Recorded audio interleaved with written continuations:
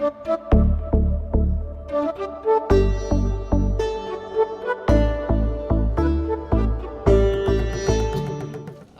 is the first session of Kaavya Dhaara, which is the poetry stream in the Hyderabad Literary Festival.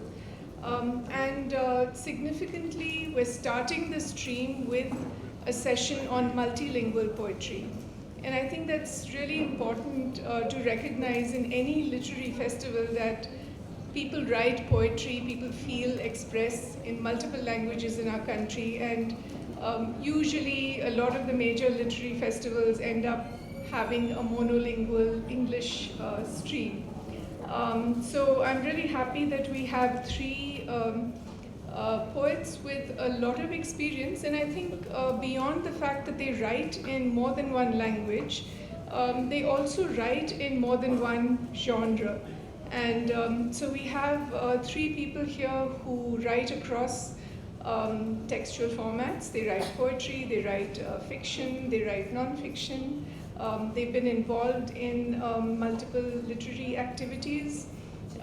So I'd like to welcome onto the stage the three poets that we have reading today, starting with, okay, I'm going to go in the order that they will occupy their seats. Kalyani Thakur.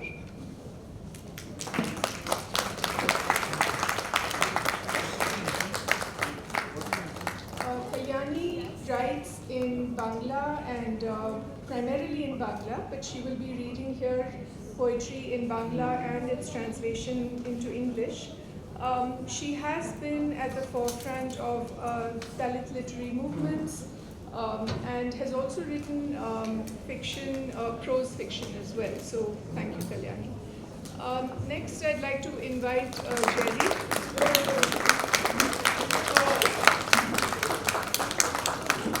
Jerry Pinto, okay, he's running here from the back of the stage.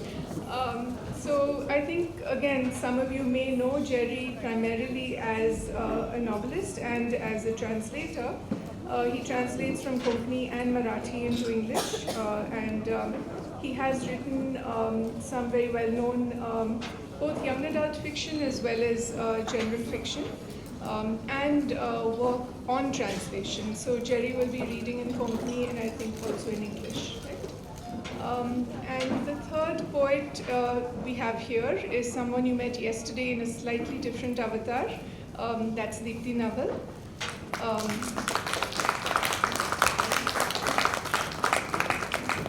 So Deepti Naval writes again across genres, and she has written short stories, short fiction, as well as a memoir that was part of the discussion yesterday. And 2 volumes of poetry, and Deepti will be reading today in English and in Hindi from 2 of her volumes of poetry.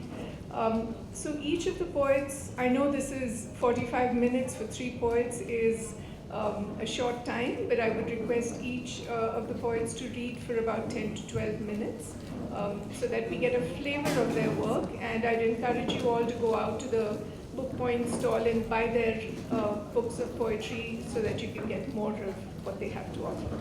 So I'd like to start by asking Kalyani Thakur to read from her work.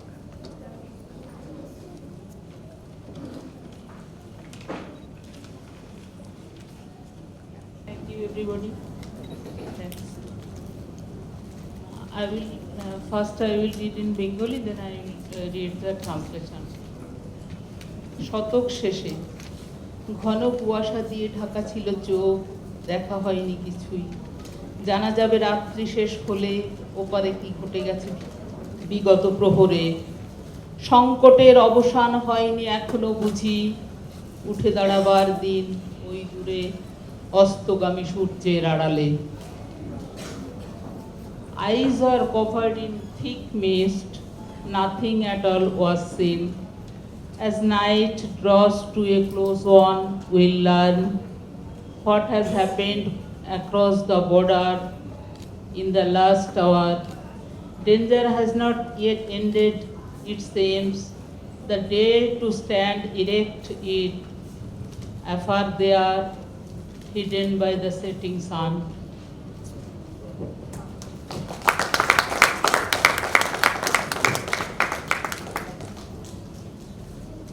presented by Shipra Mukherjee, Professor Shipra Mukherjee.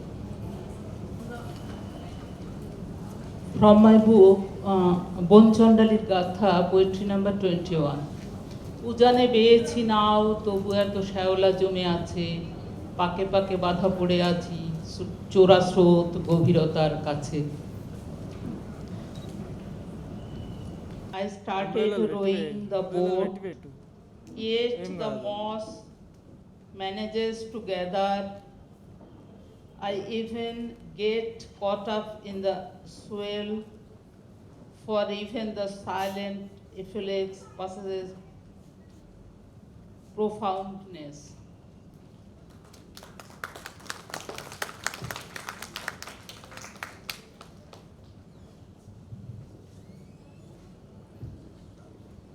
This is the city of Rohit Vemula.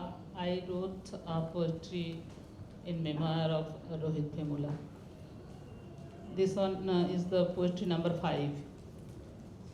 মৃত্যুঞ্জয়ী হবে বলে সবর সন্তান, ধনুর্বাণ হাতে নিয়ে হয়েছে উদ্ধত, স্পর্ধারে ক্ষুণ্ণ করে বসাবে আসনে পূর্বসূরিবৎ দ্রোণাচার্য শিষ্য যথা।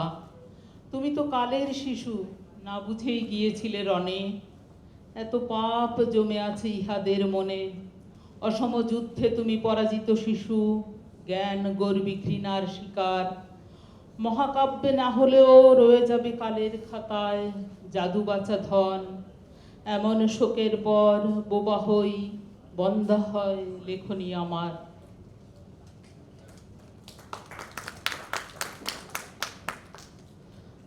The untouchable Shabor child, in his aspiration to be immortal, with pride took up the bow and arrow.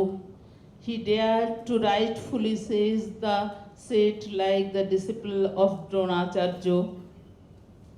You, being the child of the time, unknowingly entered into a combat. Centuries of sin lay packed in their being. You were defeated in the unfair fight, a victim of knowledgeable hatred.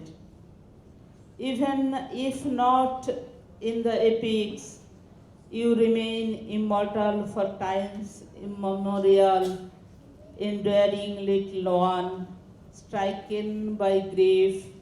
I turn speechless, my pain becomes barren.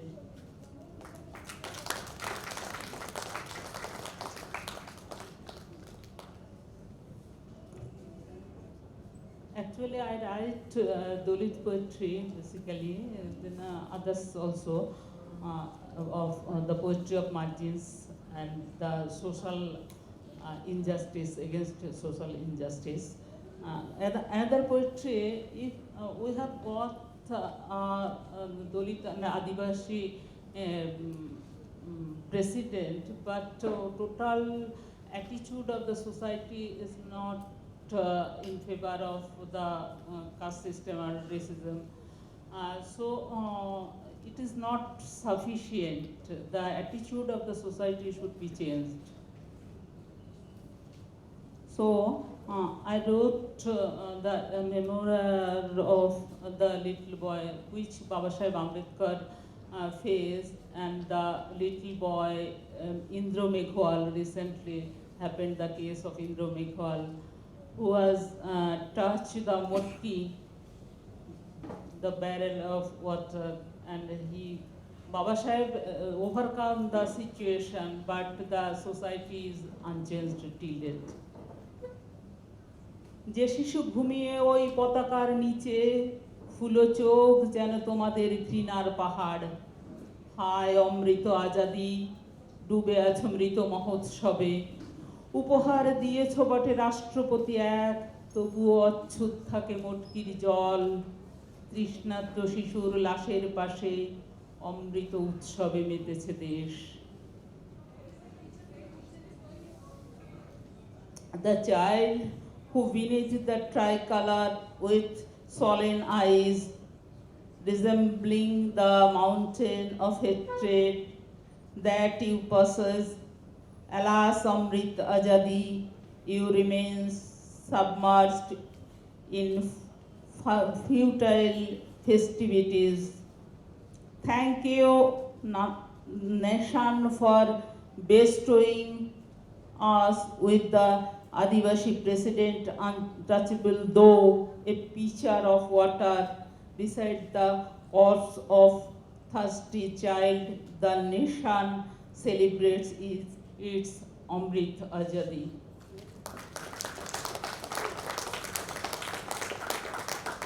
All these are translated by Professor Meruna Murmu.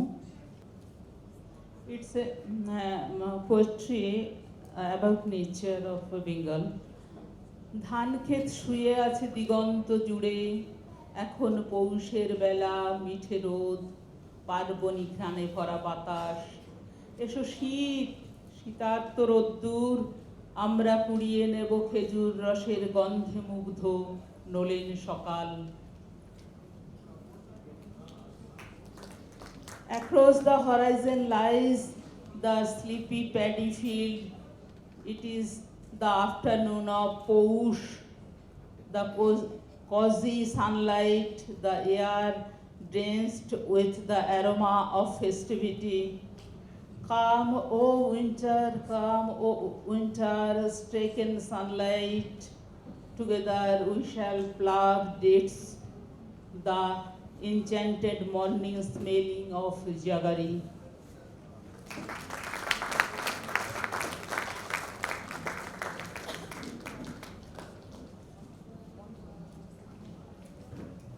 আধারেও মেয়ে, যে মেয়ে আধার গোনে তার কথা বলে দিও জ্যোৎস্নার কানে, যে মেয়ে ঘরের কোণে জোনাকিও তার কথা জানে, যে মেয়ে শব্দ ভাঙে হরিণেরা তার বন্ধুজন, যে মেয়ে বৃষ্টি ভেজা মেঘ জানে তার অভিমান, যে মেয়ে সাঁতার কাটে প্রতিকূল জলে তার পাল ছেড়ে না অশ্বিনের ঝড়ে, যে মেয়ে বাটনা বাটে শিল নোড়া তার সহচরী, মশলা জানে তার ভাষা আদা লঙ্কা জিরে পোস্তকারী। চমৎকার মনে হয় কঠিন মেয়েটিকে, ঘাম মুছে তুলে নেওয়া পুরনো জোয়াল সহ আধার মানিকে। Girl who tracks the darkness, whisper into the ears of the moonshine about the girl who counts the dark. Even the firefly knows of the girl in the corner of the room. The deer are friends to the girl who breaks words. The clouds know to her heart the girl who is drenched in rain. She is the girl who swims against the current, her boat with its tethered sail in the autumnal storm. The girl who grinds the spices has the mortar and pestle for her companions. The spices know her language: tea, ginger, the poppy, the chili, and the cumin. Fascinating, she seems, these toughened girls whipping the sweat of the brow, lifting off the plow, the jewel. Translated by Shipra Mukherjee.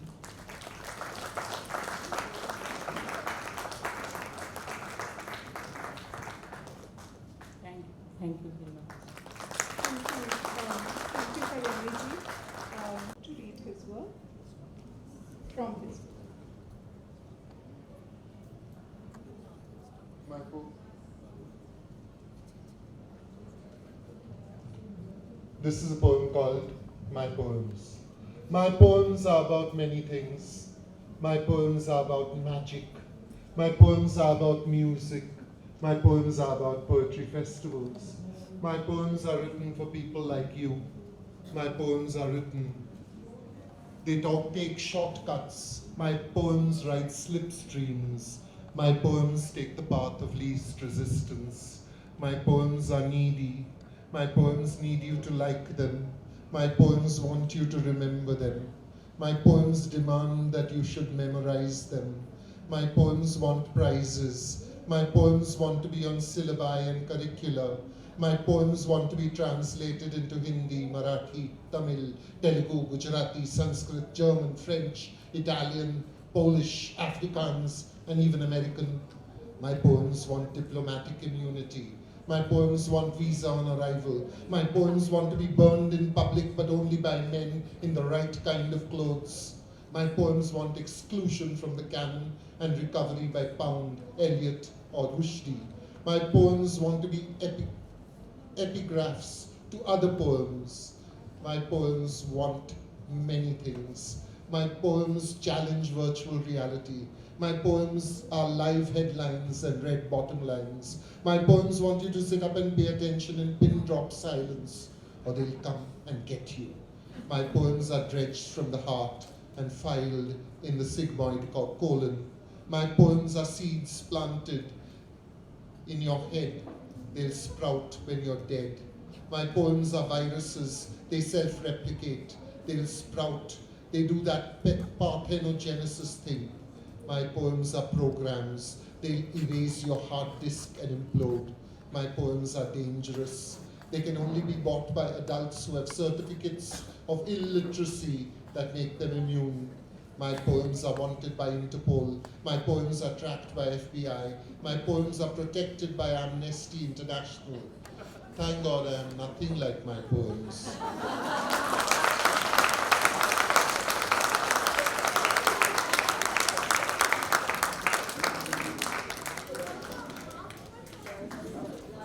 I want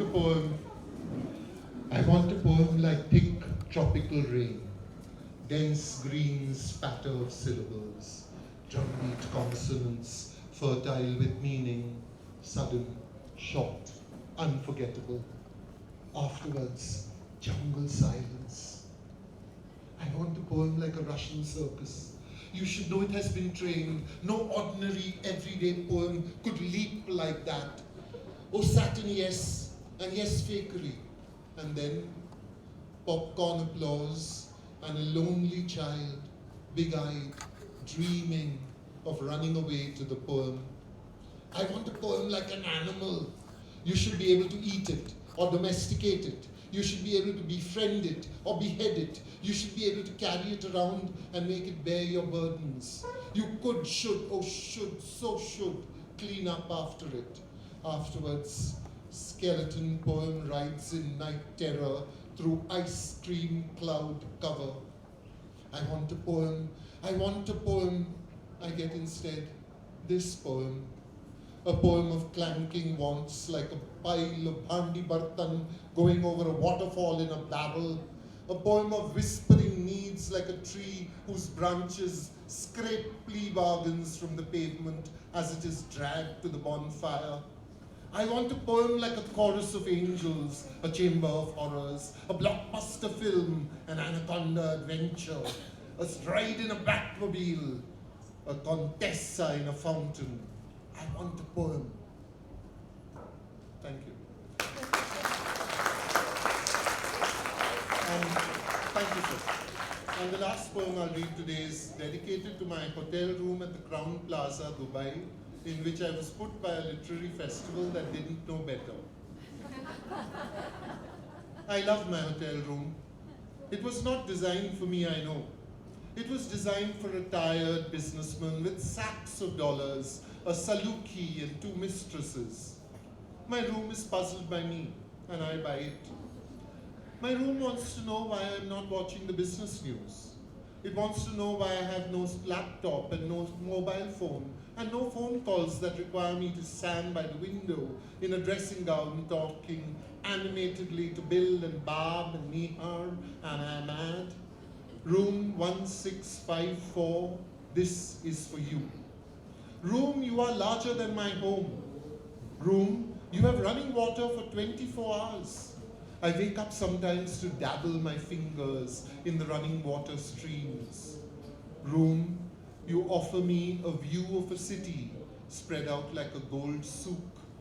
Room, you have paintings, 4 of them, 2 in the toilet. And I would study these paintings when I am on the pot, but one of them is behind my head. Room, you cost 1950 dirhams a day, not inclusive of 10% municipal tax and 10% service tax, and that's more than I've ever earned from my poetry. Room, I can barely sleep here because I can't bear to think that I might waste even 1 dirham of that rental. Room, your lights. There's one near my bed, near my head, which turns itself on if I touch it. I touch it, I touch it, I touch it again, I touch it on, off, on, off. Room, you've made me a pervert. Room, your bed. Should you be so yielding? Have you no self-respect, room?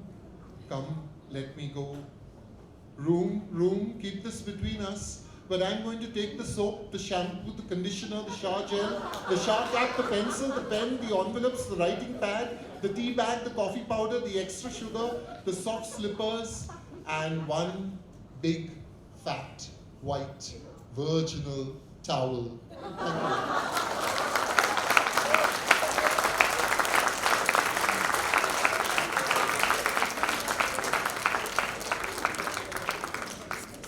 Thank you. Desires of all poets. So finally, we have Deepti Naval, who will read both in Hindi and in English from her 2 volumes, Lamhe Lamhe and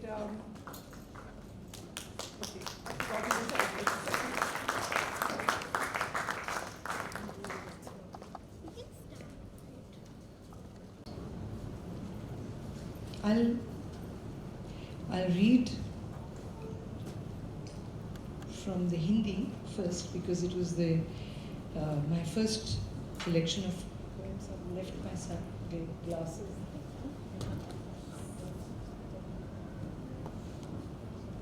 Jerry, that was very nice. That was wonderful. तो 2-3 नज़में हैं जो लम्हा लम्हा से पढ़ देती हूँ. तक अजनबी रास्तों पे पैदल चलें, कुछ ना कहें. चलो दूर तक अजनबी रास्तों पे पैदल चलें, कुछ ना कहें.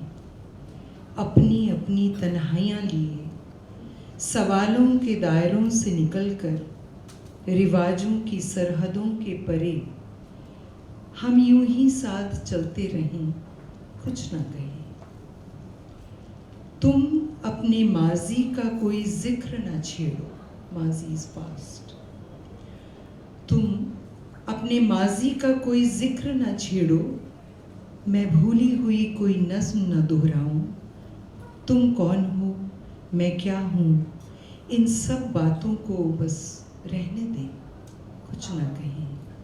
चलो दूर तक अजनबी रास्तों पे पैदल चलें.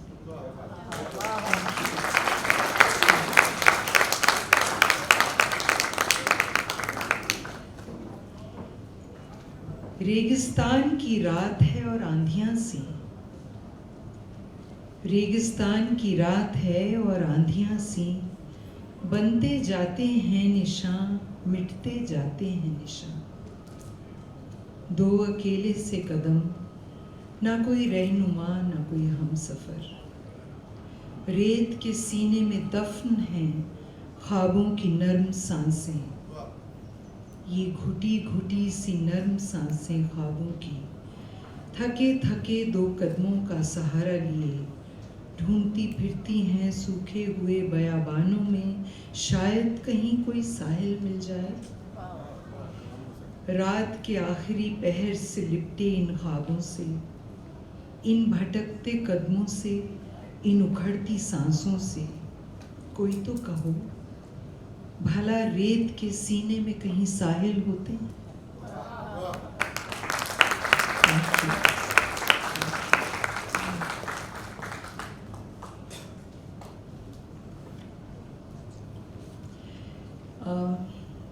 There's a section here which is written kind of nature poems and sort of, I mean not really.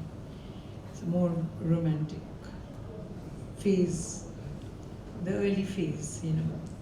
when everything is up ahead and you feel everything is going to be beautiful. शाम गुजरती है जब इस इलाके से, slate की तिरछी छतों पर चमकते हैं सुर्ख मकई के दाने, और वो नीचे पुलिया पर बकरियों वाला है ना, रोज यही धुन बजाया करता है बांसुरी पर। शिखर दोपहर से जलते साए थक कर पांव पसार लेते हैं पेड़ों तले मुंह ढांपे। मैं इस बालकनी में आकर बैठ जाती हूँ और सुना करती हूँ अपने अंदर की एक खामोशी। कोई भी गुजरता नहीं है इस तरफ, कोई भी गुजरता नहीं है इस तरफ। तुम कैसे मिल गए थे मुझे यहाँ पहले, बहुत पहले। Thank you. Thank you. Let me read now. This is the first collection, Lamha Lamha, and I'm going to read from Black Wind and other poems. This is the harsher realities of life. After that phase is over, there comes the next phase.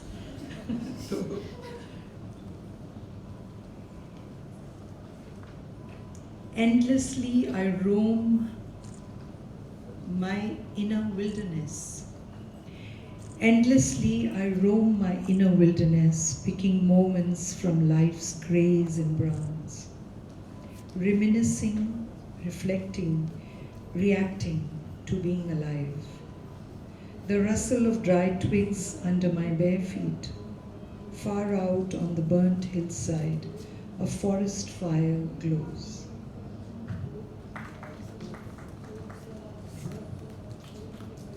I'll read this poem, though it's a very often read and recited by others also. Smita and I, everybody knows Smita Patil, right? Our dear friend Smita. Always on the run, chasing our dreams, we met each time at baggage claim, VIP lounges, check-in counters, stood a while together among gaping crowds, spoke unspoken words, yearning to share, yet afraid of ourselves. All around us, people cheering, leering, and we, like spectacles, amidst the madness, trying to live a moment, a glance, a touch, a feeling to hold on to and move on. The last time we sat together waiting for a flight, I remember I had said, there must be another way of living this life. For a long time you remained silent. Then, without blinking, without turning, said, there isn't. Today you are gone and I'm still running, still trying to prove you wrong.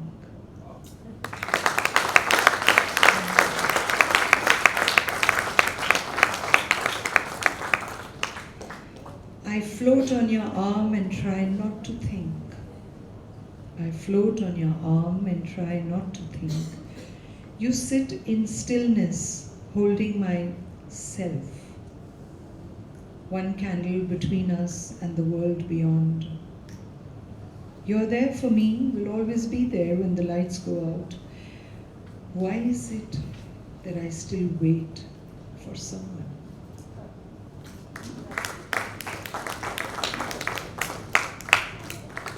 Thank you.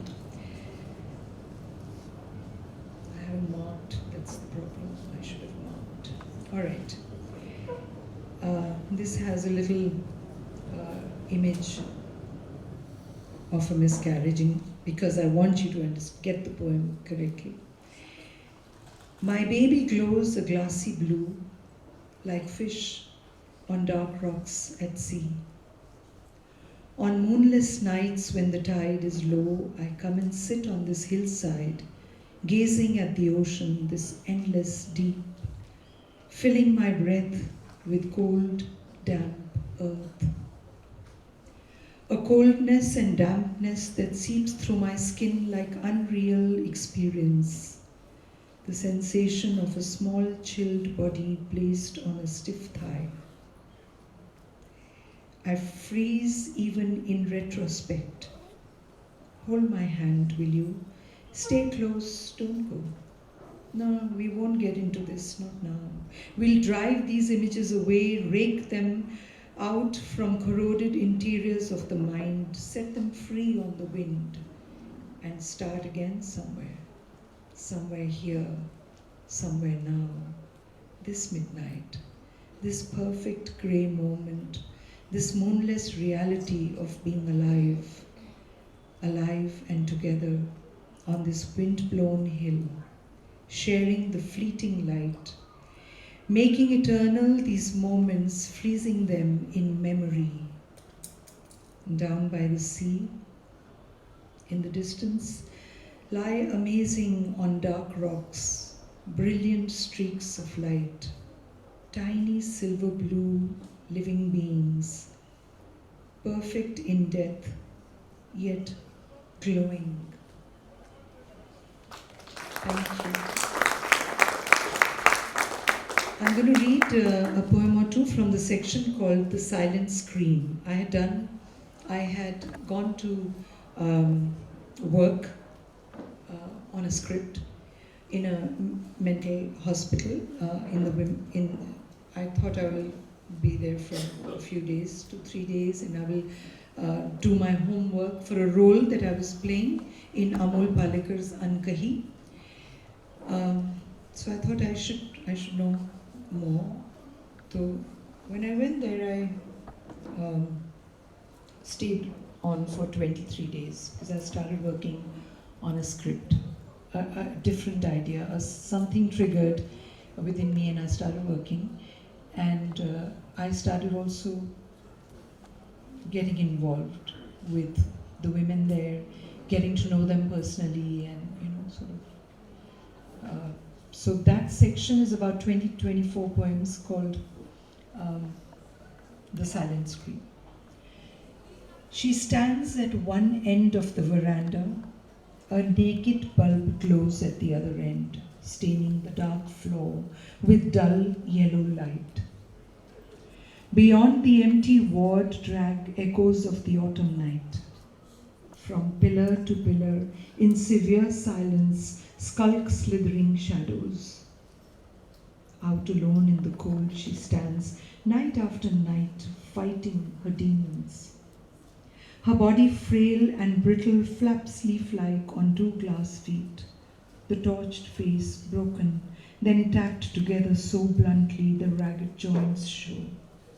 Hounded eyes that do not blink, frozen in a death-like glaze, her fragile spirit splintered. These are not the features she was born with. These are not the features she was born with. This is the face we gave her.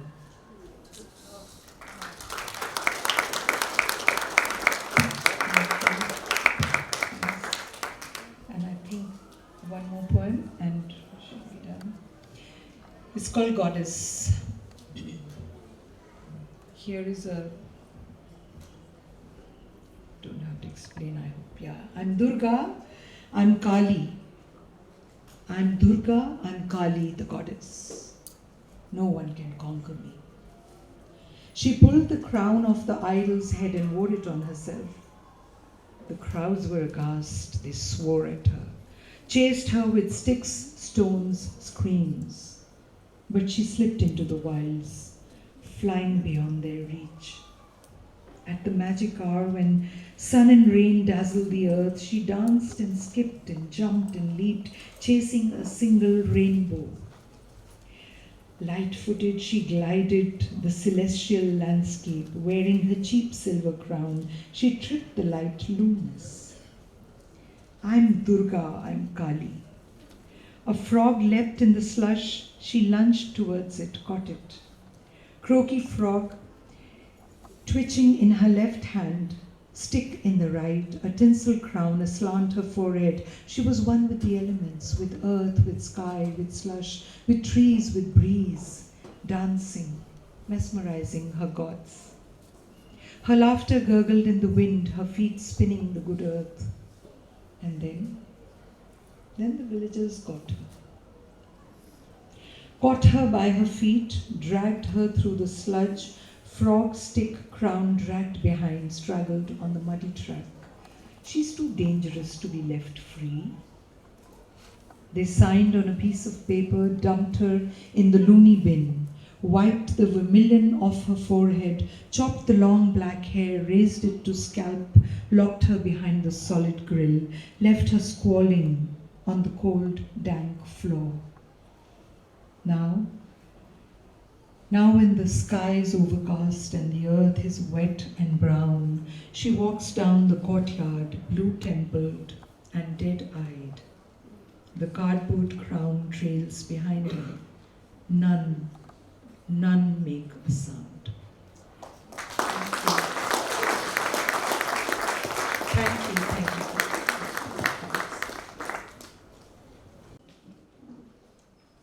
Sorry, I'm trying to find it. I didn't expect an encore, but thank you for that. We need more words for rain.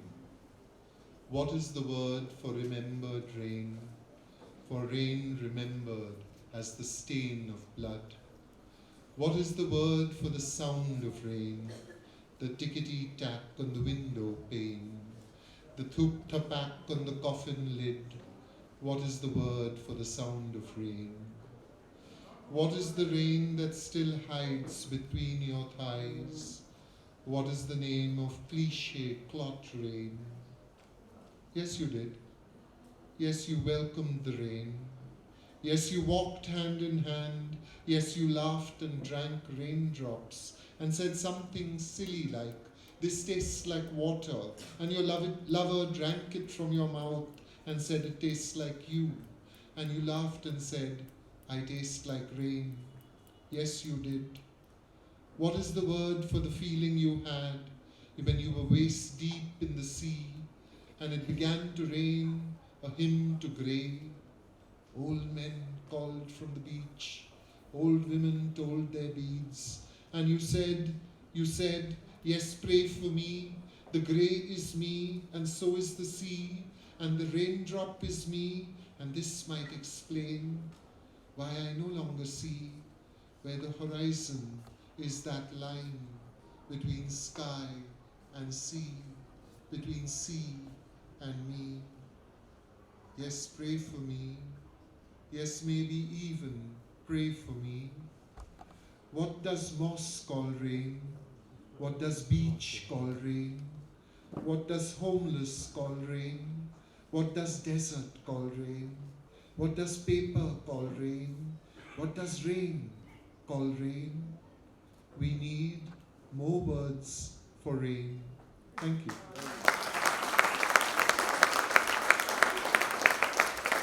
For the three poets.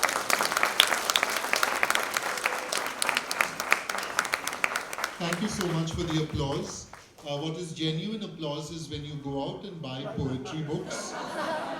Not even if you don't want, not even our poetry books, but just poetry books, because publishers always tell us that poetry doesn't sell, and yet when we read poems, there is so much response. So please go out, open your wallets, open your hearts, take a poetry book home, make your life rich, and read a poem before you go to sleep every night. Your dreams will become poems. Thank you.